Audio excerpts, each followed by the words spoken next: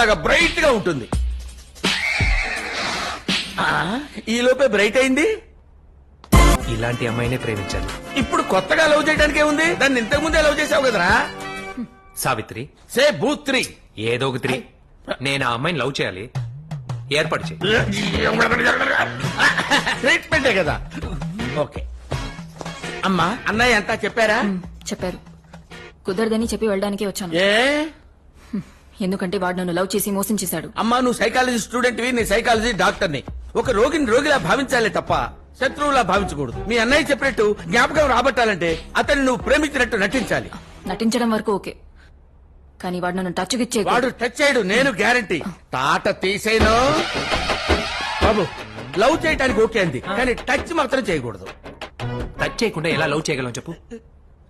Touch చేస్తాను. Touch చేస్తానంటావా? అయితే ఉండు, వస్తాను. వీడి